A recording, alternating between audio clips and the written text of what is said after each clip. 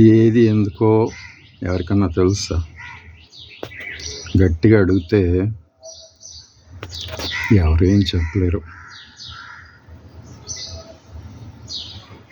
పక్షులు సూర్యోదయానికి ముందే ఎగిరే ఉంటాయి, లేచి సూర్యునితో పాటు లేచే ఉంటాయి. ఏమీ లేదు, కొన్ని తక్కువ లెవెల్స్లో ఎగురుతూ ఉంటాయి, కొన్ని ఆకాశంలో ఎక్కువ లెవెల్స్లో ఎగురుతూ ఉంటాయి. ప్రతిదానికి ఒకటే లక్ష్యం, లేవంగానే ఆహారం, పొట్ట నింపుకోవటం. అట్లా వాటి జీవనయానం సాగిపోతూ ఉంటుంది.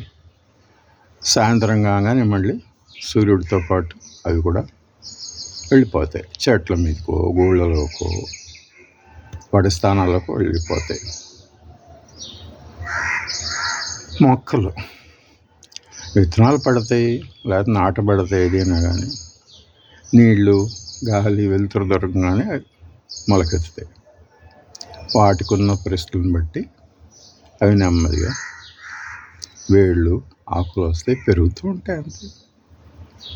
టైం వచ్చినప్పుడు పూలు పూస్తాయి.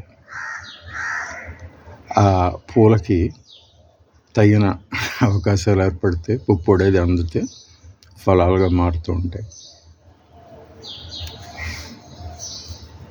ఆ ఫలాలు విత్తనాలు ఇస్తాయి. విత్తనాలు మళ్ళీ సాగిపోతూ ఉంటుంది జీవితం. ఎవరి బతుకెందుకు అంటే నిజంగా ఎవరికి తెలియనట్టే ఉంటుంది. మనుషులైనా అంతే, పుడతారు, ఏ వాతావరణంలో వాళ్ళు ఉన్నారో వాటికి అనుగుణంగా అక్కడ భాష నేర్చుకుంటారు, ఆచార వ్యవహారాలు నేర్చుకుంటారు, జీవితం గడుపుతూ ఉంటారు. టైం వచ్చినప్పుడు వివాహ యోగం ఉన్నవాళ్ళు వివాహితులు అవుతారు, సంతానోత్పత్తి చేస్తారు, జీవితం గడిచిపోతూ ఉంటుంది. దానిలో అనారోగ్యాలు ఇవన్నీ ఉంటాయి.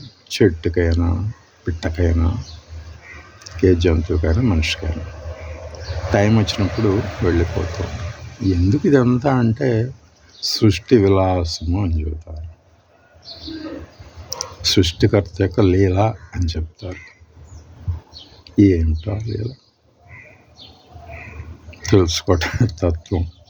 ఏదేనని ఎందుకు బతకాలంటే బతకాలి, ప్రాణం ఉన్నంతవరకు బతకాలి, ఉన్నంతవరకు ప్రాణాలు నిలుపుకునే ప్రయత్నం చేస్తూ ఉండాలి.